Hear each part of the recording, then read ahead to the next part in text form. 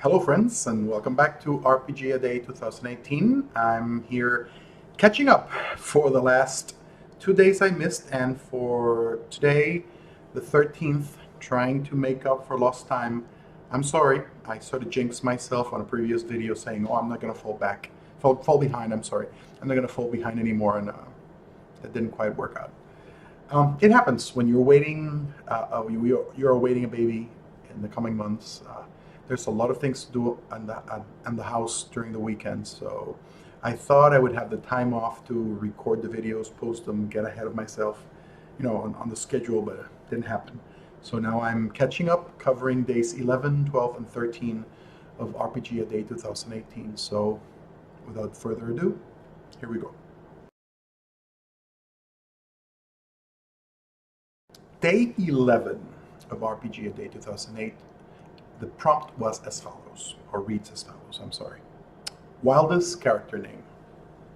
Well, out of my gaming experience, I've mostly been a game master. I would say easily 75 to 80% of the time I've spent playing over 31 years has been as a game master. And while I've used some wild names for places or non-player characters, as a general rule, I don't think any of them have been that outlandish. So when I think of wildest character names, I definitely go to my players who've had some wild and crazy names.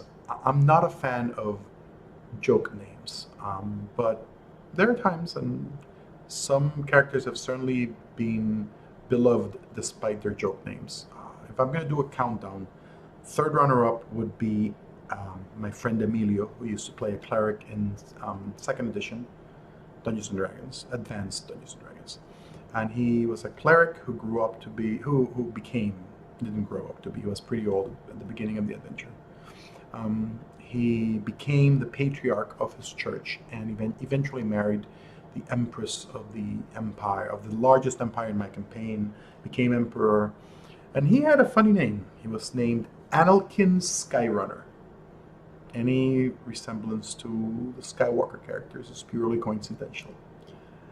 Despite his joke name, the character became rather important in the campaign and was played very straight, despite the name, so it was not all jokes. Second runner-up is my friend's thief character in the very first Dungeons & Dragons game I ran back in 1986. My friend Ricky was playing the thief, and his name was Mano Fast. Mano, as in hand, fast, you get the idea. Fast hands, the thief. Mano Fast. At least it was descriptive. But the number one wildest character name was my friend Jorge, who was also playing in that very first Dungeons & Dragons campaign, and he was playing an elf, a D&D basic elf, a fighter magic user, and his name was Conan the Elf. Not Conan the Barbarian, not Conan the Destroyer, but Conan the Elf. When you think of a D&D elf, it's probably the farthest thing from Conan that you can think of, but when Jorge was asked to come up with a fantasy name, that's what he came up with. So, I would like to do an honorable mention to Emilio, the same guy who had the Analkin Skyrunner character. His very first fighter in a Dungeons & Dragons adventure, on our very first game, was Dragon Knight the Fighter, like the Nintendo, the NES game, yes. He was Dragon Knight the Fighter. Those are the wildest character names I can remember. What were yours? I'd love to know. And let's keep going. Day 12 of RPG A Day. The prompt was wildest character concept. Okay, while I said in the previous answer that I play very few characters, by the same token, while I've been blessed and lucky to play with some great creative players, some who have really come up with wild and exciting character concepts, I wouldn't call any of them wildest. For some reason, I'm a firm believer that if a player wants to play a certain type of character, as game masters, we should do everything we can to help them fulfill that vision. It's easier to say no when somebody comes up with a wild character concept. But if they really want to play it, if they're committed to it, I think the game is better by you as a game master helping them play that character. That being said, I will mention my wildest character concept. One that if you've read the blog Stargazer's World before, you might have read about. I always wanted to play this fighter type who was a great hero in his heyday, who performed great deeds, was loved and thought of as a great hero by the masses. And then he retired. His legend faded. People remember his deeds, but don't necessarily know who he was. His beloved, his family and those he loved have died, and he's an old man living off in a cabin. Nobody remembers who he is. Probably his life was extended by through magical means, so he's lived beyond his years, and he's lived to become forgotten. And then through the events in the campaign, no matter what they are, this old man is forced to come out of retirement and go back adventuring. The caveat is he doesn't remember how to fight. He has forgotten his skills with the sword and how to wear an armor. And he's an old man relearning the skills he used to master as a young warrior. When he meets people and tells them who he is, people don't believe him. That's a legendary character. That man's a myth. You can't be him. And gaining levels represents him returning to the glory he once had. I didn't want to play him as a big, strong, burly fighter that breaks through things, and that's his only solution for a problem. I wanted to play him as an older man who has to use his brain, not his brawn necessarily. I've always wanted to play that character. For some reason, I find it terribly interesting, but I've never had the chance to play him, so. That's my answer for wildest character concept, at least one I've come up with. I did have a character in a Heroes Unlimited game run by my friend Luis Miranda, who was an Inca messenger. We were an Inca-like culture, and we were also superheroes. Well, we had superpowers. My Inca messenger turned into a Guyver-like creature, like the anime and the live-action movie, with wings, and he could fly. It sounds really weird and wild, but it wasn't so much in the concept of the campaign, so that's why I didn't pick that character as my wildest character concept. What's yours? I'd love to know. So that's day 12? Oh, day 12, yes, day 12. And now we're going on to day 13. Day 13 of RPG A Day 2018, and the question reads as follows. Describe how your play has evolved. I'm getting at this from a game master's perspective, obviously.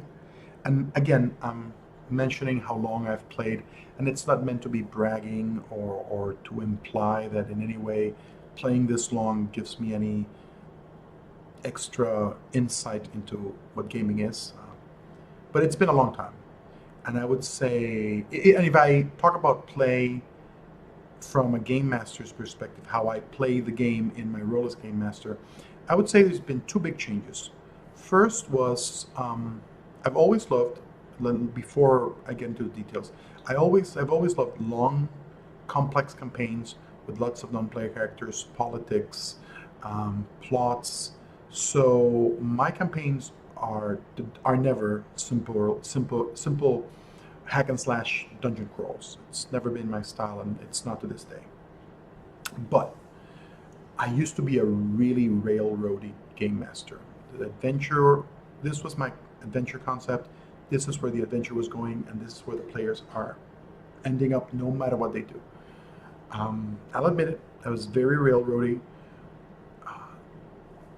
I really thought the most important part of the adventure was the story I was telling. And through experience and time, I've learned that that's not true. The most important thing in the adventure is that everybody has fun. And fun involves players doing what their characters want, players getting to play the characters they want, players growing the characters as they see it happen, and me as a game master facilitating the fun they want to have. Of course, there's my plots and there are my adventures, and I've changed from being this one story game master to really enjoying creating this sandboxy type adventures. Not necessarily sandbox in terms of the hex scroll, the map around where the characters move. There's certainly an element of that, but also creating this settings with many moving parts and lots of plots that I present to the players.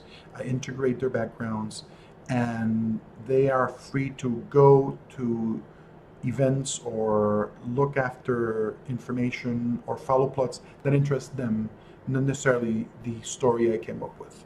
So that I would say that's the biggest change in terms of play as a game master. And the second one being, now I let characters die. I used to be one of those game masters where players never died. I started playing role-playing games in the late 80s, but I really grew as a game master in the 90s. And I grew up in that time where story was king, where the story the characters were telling was the most important part. And if at some point they were in danger, well, them surviving to tell the story was more important than the danger. And I would often, characters would get badly hurt. They would fall down in battle, but instead of dying, something would happen. I would give them a chance. There was a potion somebody had forgotten they had, and they survived. I rarely allowed characters to die. I could easily count with my 5 fingers the number of characters that died before I started playing Dungeons & Dragons 3rd edition in 2000, in the year 2000. At that time, I was starting a new campaign. We're transitioning to 3rd edition, and I had asked my players for some feedback on what they expected in the campaign, and my friend Luis Alvarado wrote a note that included him asking me to let characters die, to allow them to die so danger felt real and there were consequences for their actions. And I took it to heart. I became a rat bastard GM. I let the die fall where they may and don't pull my punches. And if a character dies, a character dies. So I went from one extreme to the other. There's even my good friend Luis Lau has lost so many characters in my campaigns. He's the one player who's lost more than any other player, more characters than any other player in my campaigns. But it's not personal, I assure you. He's almost the Kenny, like Kenny in South Park. He fills that role in my campaigns. But he's been lucky. I haven't killed any of his characters in the last couple of campaigns, so I must be going soft. I would say those are the 2 biggest changes in my playstyle. That covers day 13 of RPG a Day. I'm glad to be back, and I'm not going to jinx myself again and say I'm not going to miss it, but I hope to be back tomorrow with day 14. Please let us know what you think. Leave a message here in the blog. Contact me on social media. Let's interact. Thank you very much for waiting patiently and listening to these videos and watching them. It's a pleasure to be here. See you tomorrow. Have fun.